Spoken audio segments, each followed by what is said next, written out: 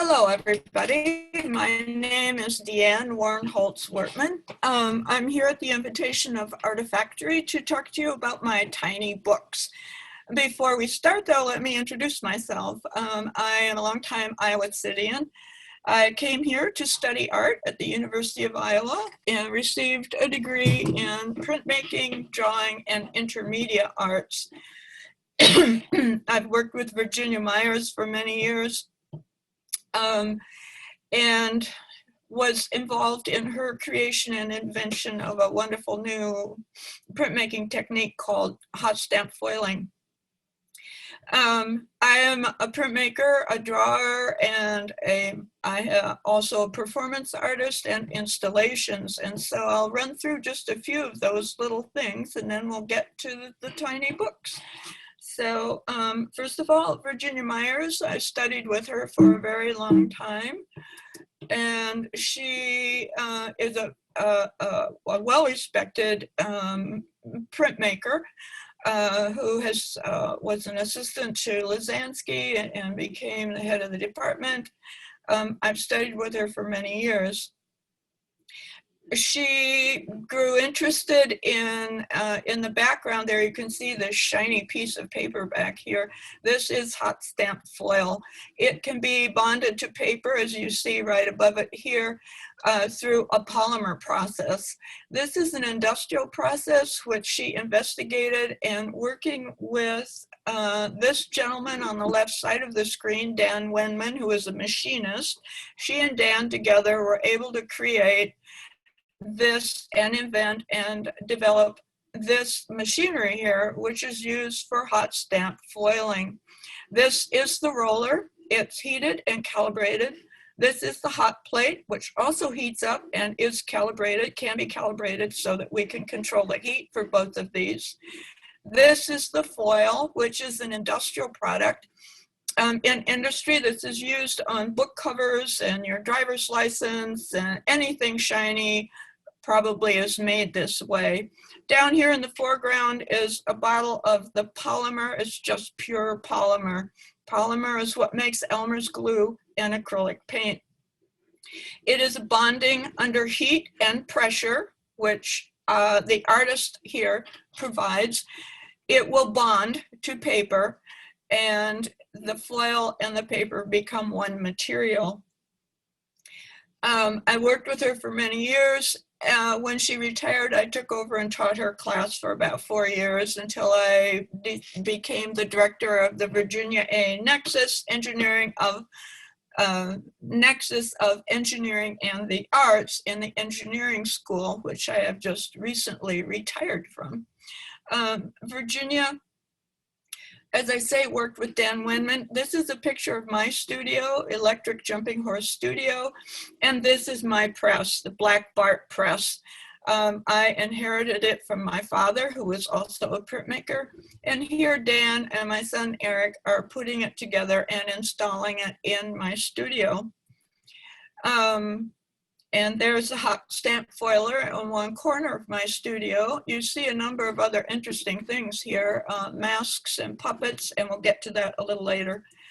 Virginia worked for all of her life as an artist.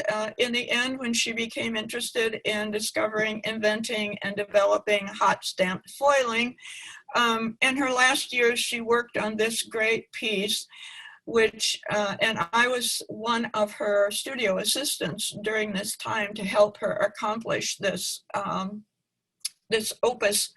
And it is interesting because it combines hot stamp foiling and pastels, which don't like each other, and we had to figure out a way to use these two mediums in this printmaking technique. It all evolves from traditional printmaking. This is an intaglio. Intaglio is the Italian word for to cut into, because each of these black lines was engraved into, in this case, a sheet of plexiglass. It was then inked, the ink being pushed down into the cut lines and run through a printing press like the one I just showed you. In addition, I took this one step farther, as Virginia did, and I ran it through the hot stamp foiler. And here you see the Intaglio image enhanced by the use of the addition of hot stamped foiling to it. Here's another example. This plate was run through the press twice. You can see press 1 and press 2. The black lines are engraved in plexiglass. The color has been added with hot stamped foiling. And this is what I have done for quite a long time. We're going to talk about tiny books, but I also work very large. This is a graphite drawing on paper that has been foiled with numerous colors of hot stamped foiling, largely these iridescent and reflective silver surfaces you can see right here. These are hot plates. They're on. You can see the red lights, 1, 2, 3, and down here is a 4th one. This piece is 15 feet long, and I have only ever been able to see it as a dead tree, since it's very hard to find a 15-foot wall to hang it on. So this is big. This is also big. During my time here at Iowa, along with everything else, I became a muralist as part of public engagement. This is Shimmick School. The 4th graders painted this wall and the one going around the corner in the back. We had 3 rules. There was an underground, an on the ground, and an above the ground. And that's all the children had been told. They were also told to be respectful of each other's images, to be respectful of each other as artists, to respect their materials and the school, and especially the janitor. And these are some very happy and enthusiastic painters. This painting project went on for several months, and we were able to include all the other students in the school also as observers and commenters. This is a mural most recently accomplished at the University of Iowa in the Office of Sustainability, which is part of the engineering, related to the engineering school of civil and environmental engineering. This, the Office of Sustainability had a concern for global water issues, and so we were able to create an image. This is only one corner of it, by using an Australian Aboriginal folktale called Tiddalik the Frog, in which the frog swallows all the earth's water and the earth becomes dry. The animals cooperate to make the frog laugh and open his mouth, and the water comes out. So on the far side of this wall, the frog is sitting up high, his mouth open, and this water is pouring out. It runs through a swamp, a marsh, a prairie, comes up here into the mountains, is frozen as snow, and then comes back through the sky as thunderstorms and returns to complete the cycle of water. Ironically, this is about sustainability. The mural was not sustainable because the building was filled with asbestos and had to come down. So that's sort of interesting. This is an outdoor mural that I did in Cedar Rapids. Again, about the prairie, about the environment. On the far side that we can't see to the left is the beginning of the prairie, where I tried to fill it with all sorts of indigenous plants. We come around through prairie fires, buffalo, Native Americans, and on the right side, we eventually come to farming and to Grant Wood type rural images. At the bottom of the mural, along the bottom here, was an alphabet. And for each letter, we also included an image of some natural item from the environment of the prairie. In the middle is the home of several prairie dogs to complete this whole idea of the prairie in Iowa. This was not a public project, although there were public people who helped if they wanted to. This is an image that appeared on the cover of one of Hansher's performances. The image that you see here is a panel, a plywood panel, 4 feet by 8 feet, shaped at the top, and then set up in public during one of Iowa City's Arts Fests, and painted by the public and touched up by me and made into a panel. I believe we had 8 of these. 3 of them, they were displayed in Hansher's auditorium. The image appeared on the program. And to my surprise, when I was in the speech and hearing building, audiology, I found 3 of these on the wall beside their preschool, where they were doing research on children with hearing problems. Where the rest of them went, I have no idea. I am also, intermediate arts includes performance and installations, and for many years I performed, did street performances in Iowa City as a mime, as a storyteller, and I performed with my friend Tom Nothnagel. We became Wortman and Nothnagel, doing story picture theater, in which we included music and visuals along with the storytelling. And here are some of our favorite stories.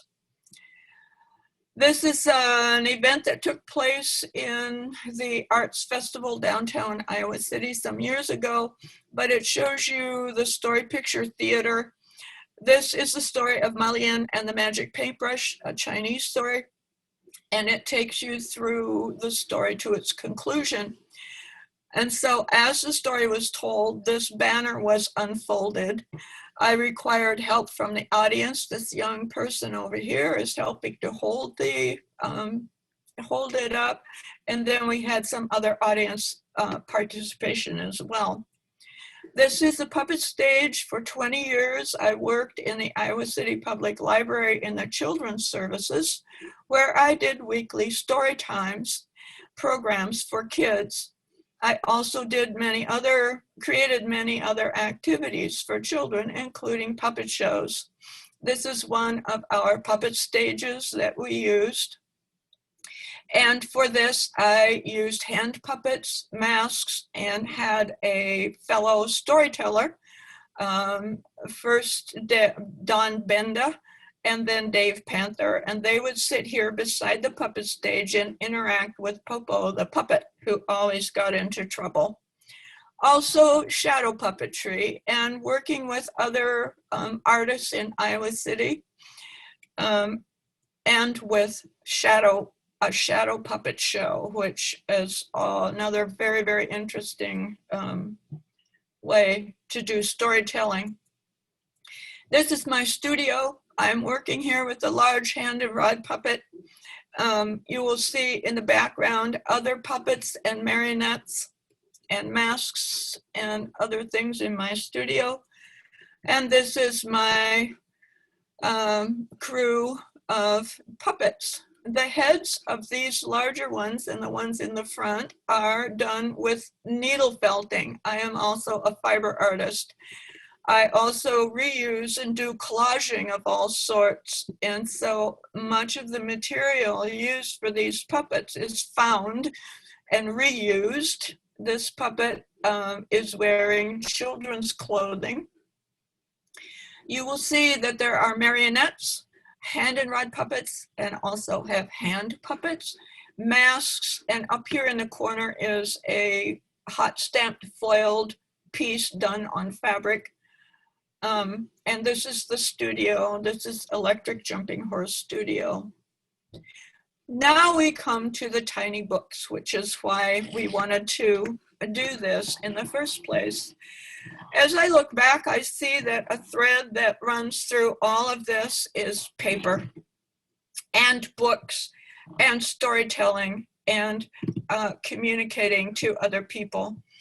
So during this period of time, I also took several courses from the University of Iowa Center for the Book in their library, where we explored many different kinds of book forms and bindings and other such things. And then I studied with Annie Tremmel for quite a few years, where we explored paper and paper dyeing and again, book forms, including paper engineering and what we call pop-ups. So I would like to begin with tiny books. And my first tiny book, first let me show you my materials. So for tiny books, I use, up here you see all my paints and inks. Here we have colored thread. Here we have dyed paper bits for collaging, glue, a Frisket knife for cutting, a pen, lots of brushes, scissors, thread, and needle. And over here you see a piece of dyed, very fragile tissue paper, which is also used for collaging. This tiny book I am holding up here so you can see it if you look, is the tiniest book. This is the smallest one. It opens and it has on the pages on the inside some actual words done by Emma, who was quite young at that time. The next book, which is the next smallest book, is this tiny book, which actually does not have anything written on its pages yet. That hasn't happened to it, but you can see how small it is. This uses a collage of found papers, some of them commercially produced. Book number 3 is a book of poems, which actually hasn't acquired any poetry yet. But if you look inside, you can see that the paper used for the pages is a very wonderful handmade rag paper. And the book has a simple pamphlet binding to hold the pages together. The next book includes moving parts. As you can see here, this might be a little hard for you to see. The book has a moving arm. He can open, raise and lower his arm, and out of the book comes another little booklet on which there is a poem. So let's walk through this one. Arm up, book out. Here's the tiny book, and here's the poem. And I will read the poem to you because you won't be able to do that. To Eric in California, bare bones winter trees with small bird leaves rend the frozen air high and wee. Only the cold moves. We are poised on the edge of spring. A dry brown winter leaf curled in my gut wishes to be born into this vacant house. The rooms filling up with silence like a bathtub, till, level with the windows, we are awash in it. I do not hear you laughing, only a small wee voice from California whispers in my ear. It is spring on the West Coast. And then we cover it back up.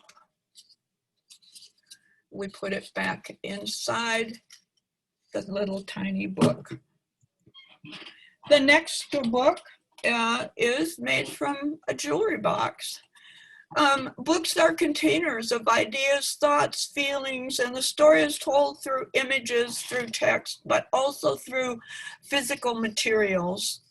And as you can see here, this book has some fabric on the cover. I'm going to open it up and show it to you.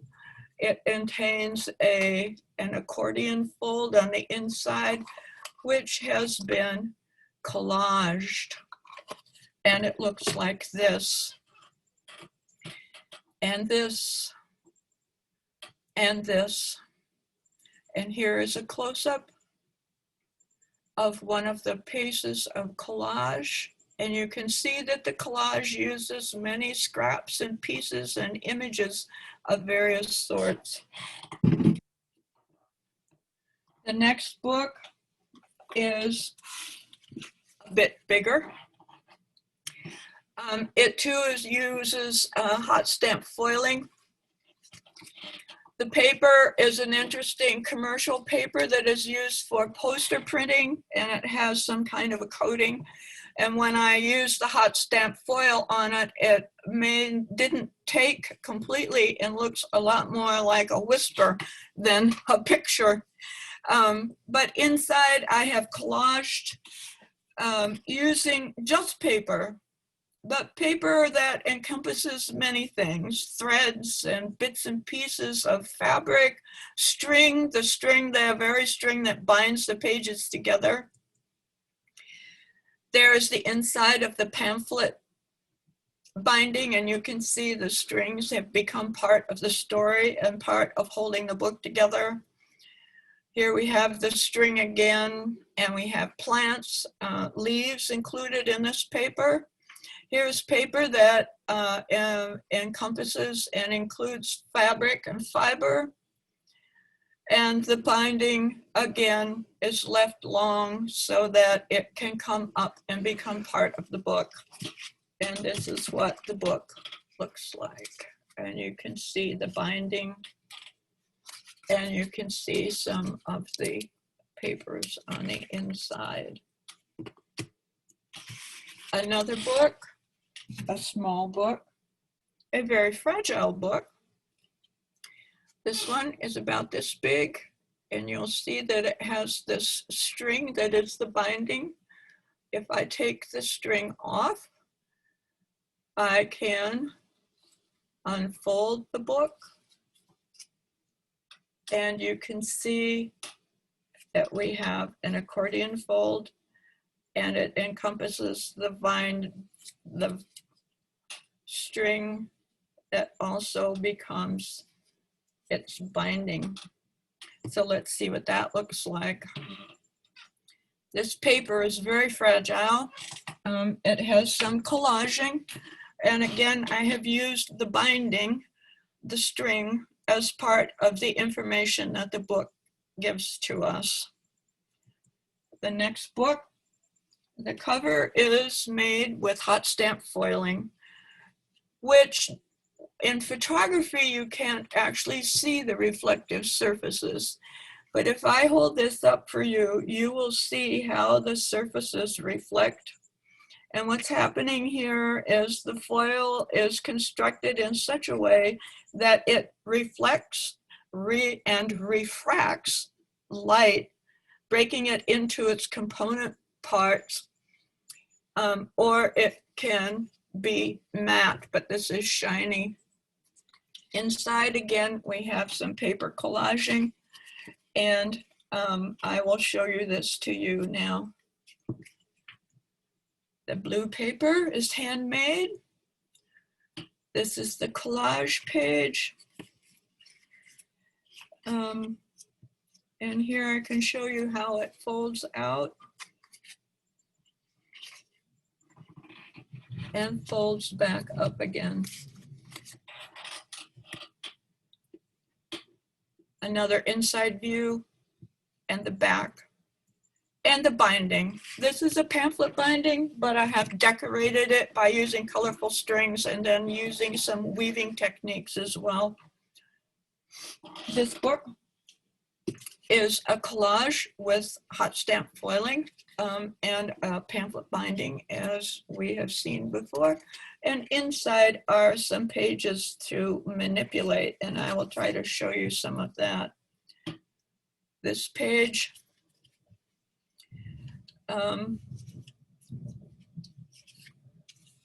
here is this page. Here is this page. And the pages unfold as we go through this book.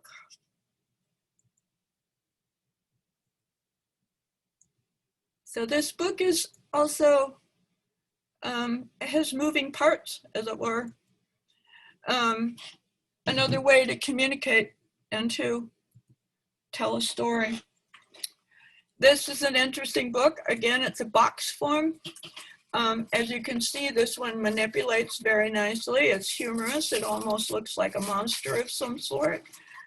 We can see this here, and if we could see it move. Here it is open with its mouth open. These little strips of paper are trimmings from the paper workshop, University of Iowa paper workshop. These were throwaways, which I just, they didn't need them, so I used them. And again, with my collaging and my recycling, this is a jewelry box. And I have also added collaging with other papers to the outside of the jewelry box. The next book is this size. And this book has lots of collaging. It's a traditional book form. The book pages are bound together with a pamphlet binding. And incidentally, this pamphlet binding is easy to find on the little instruction pages. Are very, go to YouTube. You can find how to do this binding very easily there. So here are the pages. Again, it's collaging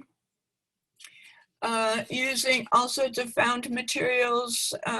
There's a ribbon, there's a little bit of wire. This is a piece of metal. There's all kinds of use of materials, from commercial printmaking, commercially from words and so on, from magazines and other sources, and simply collage to tell a visual story. The next book is this size, and as we open it, we can see that it also has different shape sizes pages on the inside, and that they are collaged. So let's see what they look like. I have utilized, as you can see here, fabric, fiber, ribbons, painting, collaging, bits and pieces of interesting stuff that I found in various places, also some painting. Using ribbon alone here. This is the binding again. The binding of the book has become part of the book. And now let's move on to another tiny book, which actually is also partly a box. Why a box? Well, when you take bookbinding, you will learn that we are talking about containers too, pamphlets and other ways to keep text safe and to present it. And this little box is made from a very strong, wonderful rag paper, handmade. It makes a perfect container for the collage on the inside. The collage is sort of an abstracted city scene. Some of it, as you see, this one's broken, but this piece would have opened out into this fold.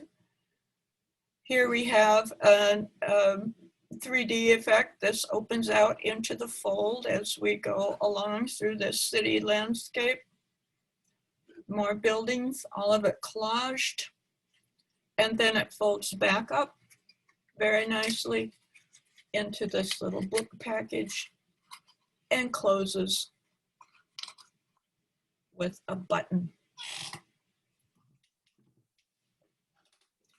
The last book is perhaps the least traditional in terms of considering it a book. This looks like nothing, like a piece of paper. It's another handmade paper, beautiful rag paper. And here the binding is the text. The book is held together by the binding, but is not traditional in that it has pages. The binding is woven. It weaves the pages together in the way in which text weaves ideas together and storytelling weaves stories together. Here is a close-up of the needlework that holds this book together. And so it's kind of a metaphor for the idea of books and text and story and meaning through other kinds of ways of telling stories. And finally, we come to a very big book. Well, not very big. It's about the size of typing paper. It is completely collaged and it tells a story. It's a children's book, I think, although a grown-up child perhaps. These little images, these little 3 critters, were drawn by my grandson when he was very young. We used to draw pictures together. I found them recently and decided to make it into a book. All of the papers are collaged. All of the papers have been decorated by me using inks and paints and such things.